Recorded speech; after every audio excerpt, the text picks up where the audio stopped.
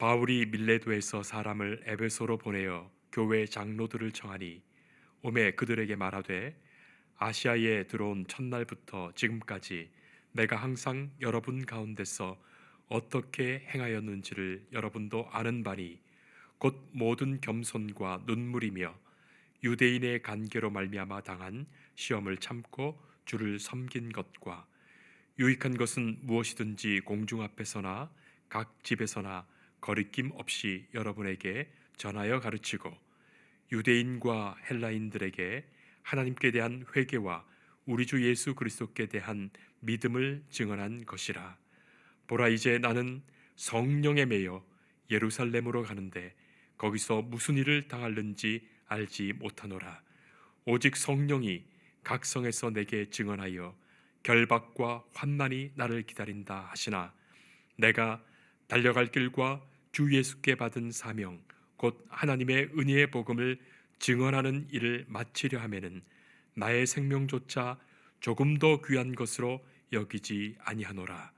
보라, 내가 여러분 중에 왕래하며 하나님의 나라를 전파하였으나 이제는 여러분이 다 내 얼굴을 다시 보지 못할 줄 아노라. 아멘. 교사이며 시인인 이광욱님의 목숨을 걸고 라는 시가 있습니다. 그 짧은 시입니다.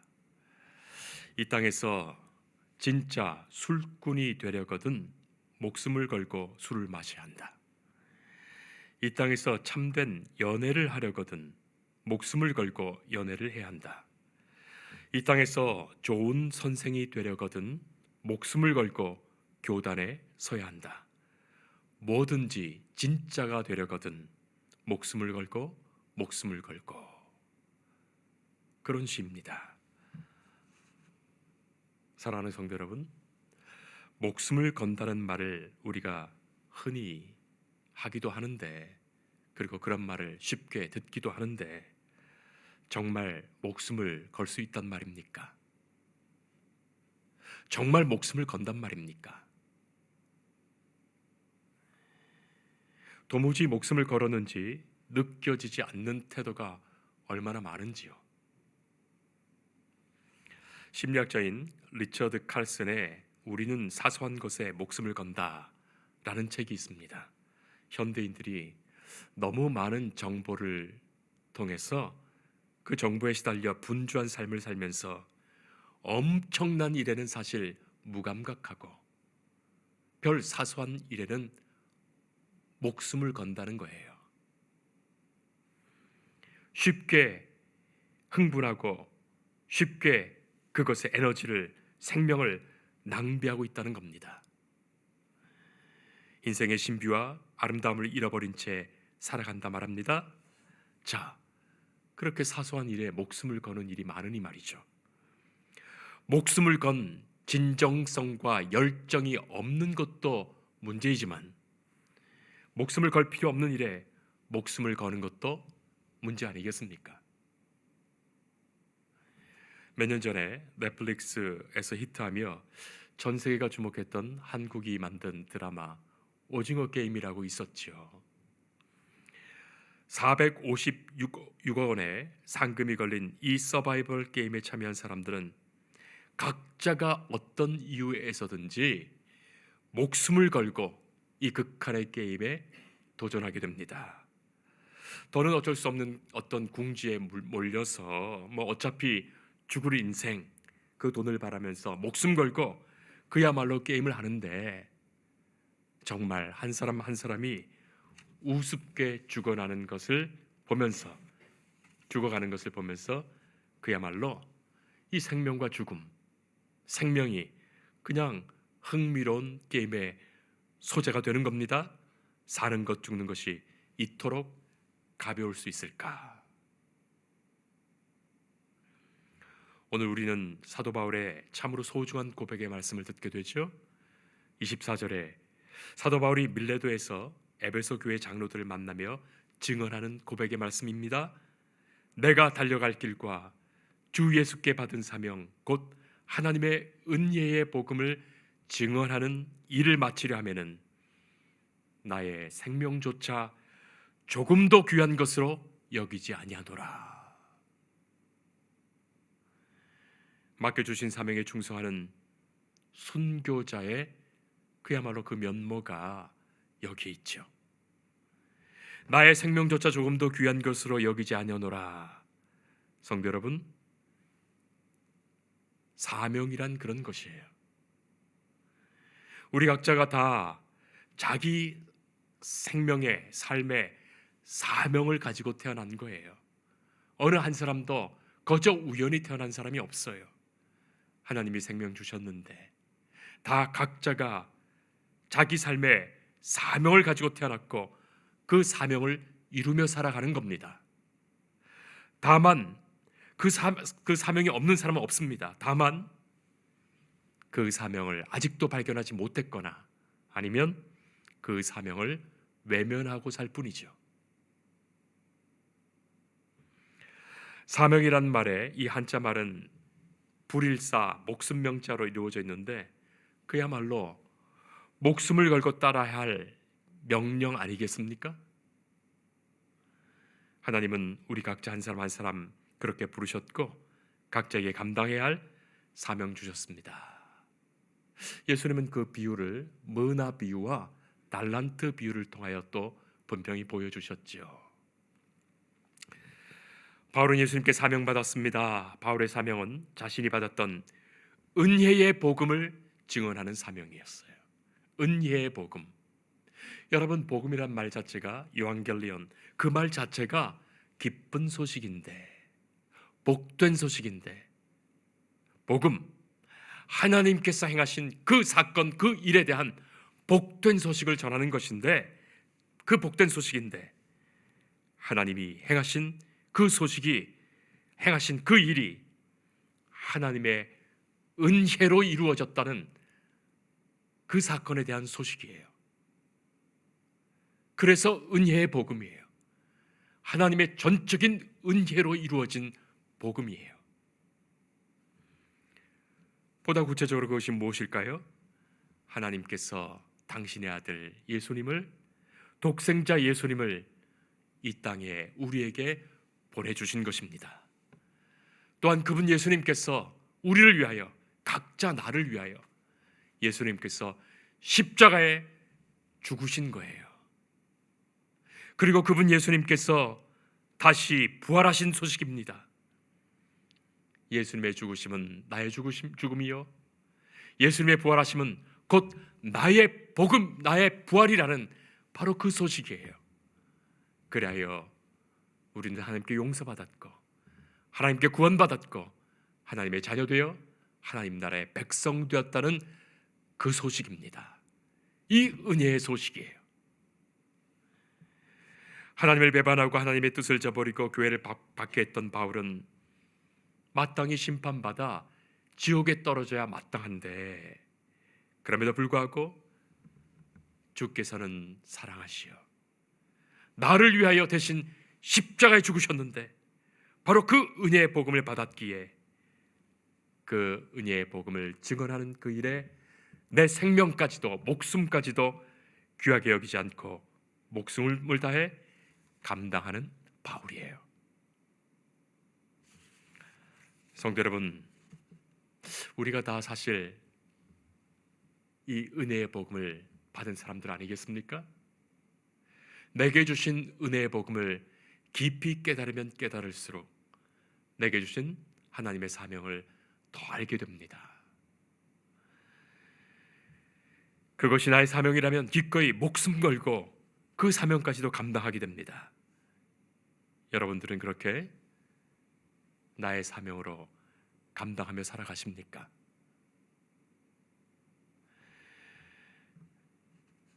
성도 여러분, 이 일은 결코 사람의 나약한 의지로 되는 것이 아니에요. 우리는 이 사명의 말씀, 그리고 생명을 내어놓는 이 말씀, 십자가의 길을 감당하라 주시는 이 말씀들, 그런 말씀을 들을 때마다 겁이 덜컥 나지요. 용기가 없습니다. 나약합니다. 내가 어떻게 목숨을 걸 수 있을까? 의심이 먼저 들고 두려워지지만 바울에게서도 그런 것처럼 이 문제는 스스로의 내 의지가 아니라 성령께서 내 안에서 이루어 가시는 일이에요. 이것을 틀림없이 우리는 고백하며 믿어야 합니다. 그것이 또한 사도 바울의 고백이었어요. 바울은 자신이 성령에 이끌려 이 사명을 감당하고 있음을 곳곳에서 증언합니다.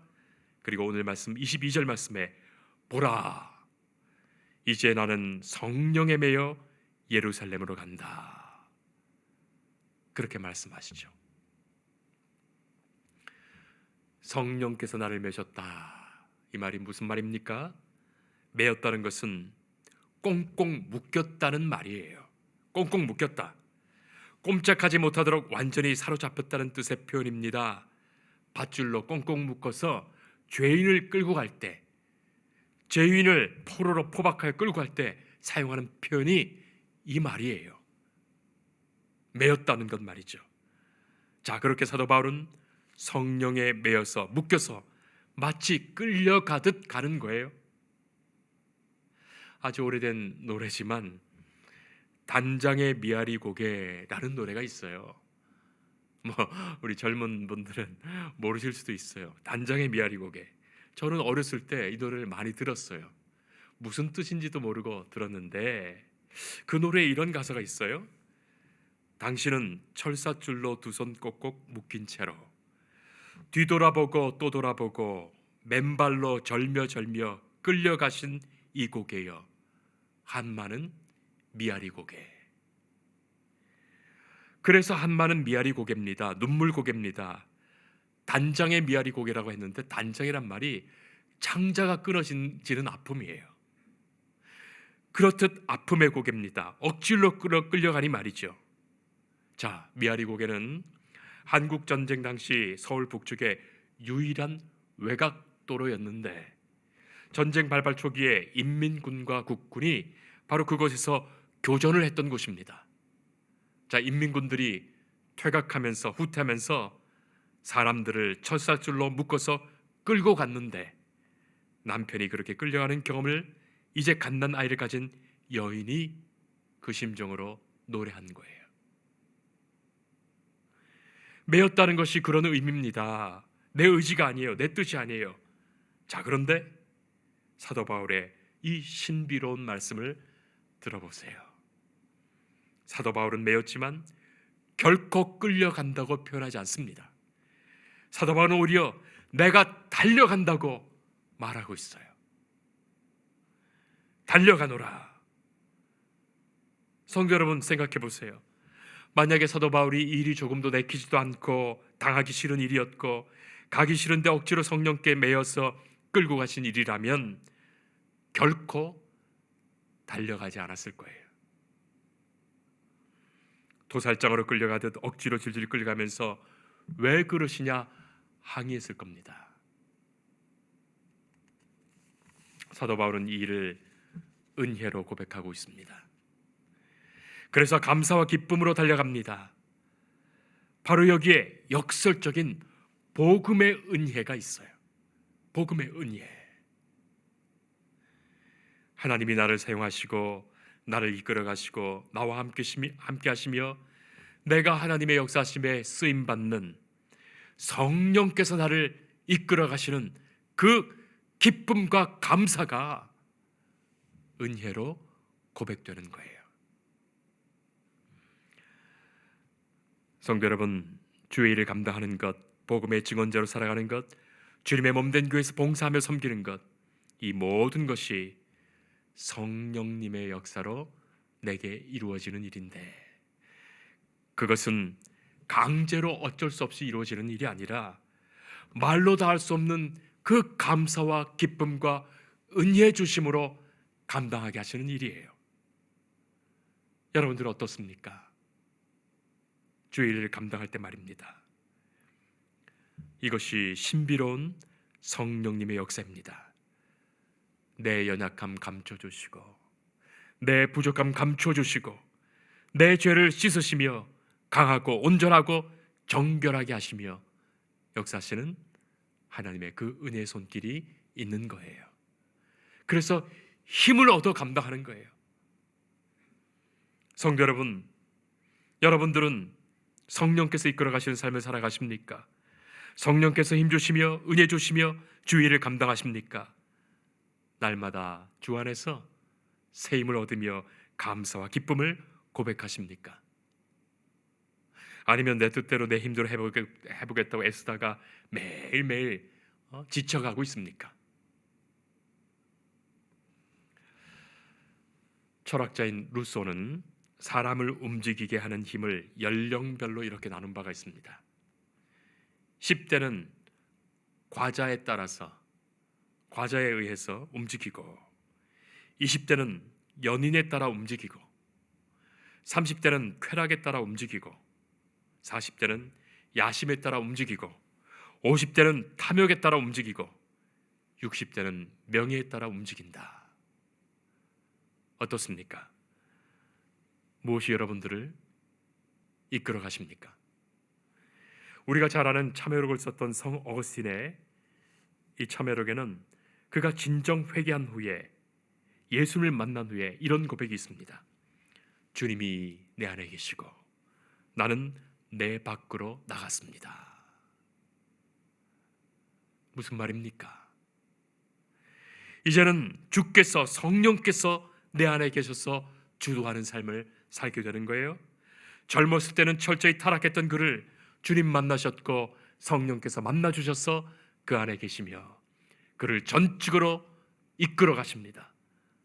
그를 인도하시는 거예요. 성령께서 그를 인도하십니다. 그리스도인 된 우리는 기도해야 되겠습니다. 하나님의 자녀된 우리는 기도해야 합니다. 하나님, 다른 어떤 것이 아닌 성령께서 인도하시는 삶을 살게 하옵소서. 여러분, 그것 우리의 기도해야 되지 않겠습니까? 성령께서 인도하시는 중에 날마다 힘을 얻고 주 안에서 참 기쁨과 감사를 고백하게 하옵소서. 이것이 내게 은혜됩니다. 그래서 은혜의 복음입니다.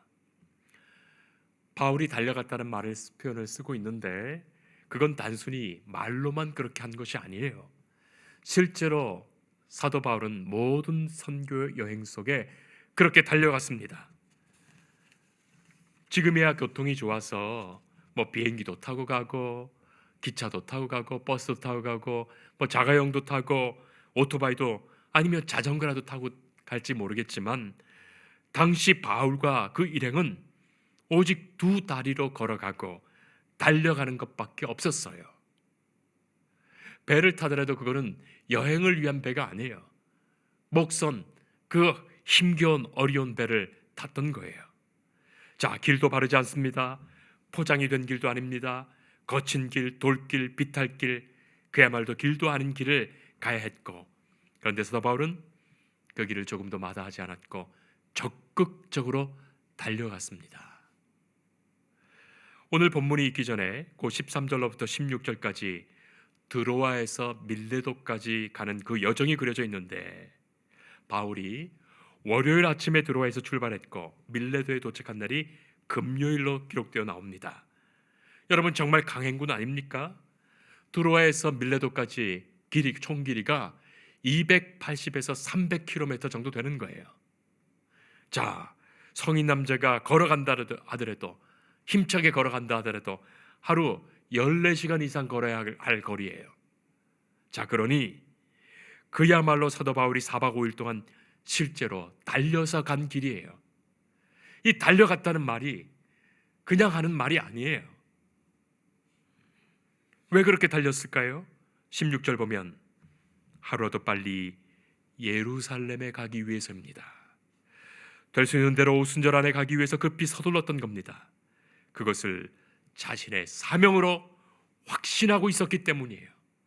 성령께서 이 일을 이끌어 가신다고 믿고 있었기 때문이에요. 그래서 정성을 다합니다. 최선을 다한 것입니다. 바로 그때만 사명자의 길이 되는 것이죠. 자신의 생명조차도 조금도 귀한 것을 여기지 않고 그것을 감당하기 위하여 달려갔던 그 길입니다. 여기에 주의 일을 감당하는 사명자의 모습이 나타납니다. 성도 여러분, 우리 각자는 너무나 기적적인 생명을 살아가고 있어요. 내가 내 생명을 가지고 살아간다는 것 자체가 우주의 신비뿐만이 아니라 너무나 큰 기적이에요. 하나님께서는 내 생명을 이 땅에 살도록 주셨습니다. 그리고 각자에게 하나님께서는 뜻하신 사명 주신 거예요. 우연히 난 바가 결코 없습니다. 사랑하는 성도 여러분, 우리 각자가 내게 주신 사명을 발견하고 그 뜻과 사명을 이루는 삶을 살아야겠습니다. 하나님은 우리 모두에게 은혜의 복음 주셨습니다. 이 은혜의 복음 안에서 우리 각자에게 맡겨주신 사명, 성령님의 역사하심과 그 도우심으로 감당하며 날마다 기쁨과 감사가 우리 삶에 충만하기를 축복합니다. 기도하겠습니다. 하나님 감사합니다. 하나님은 우리에게 은혜의 복음을 주셨습니다. 복음의 은혜를 더 깊이, 더 많이, 더 진실되이 고백하며 주님 앞에 나오게 하옵소서. 성령께서 우리를 주장하시어 힘 주시고 능력 주시고 은혜 주시어 내게 주신 이 길을 힘써 달려가는 중에 내게 맡겨주신 사명을 잘 감당하게 하옵소서.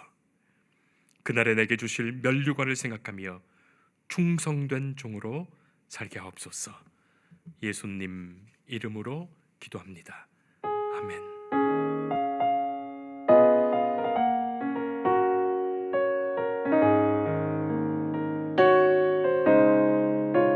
주 예수 내가 알기 전 날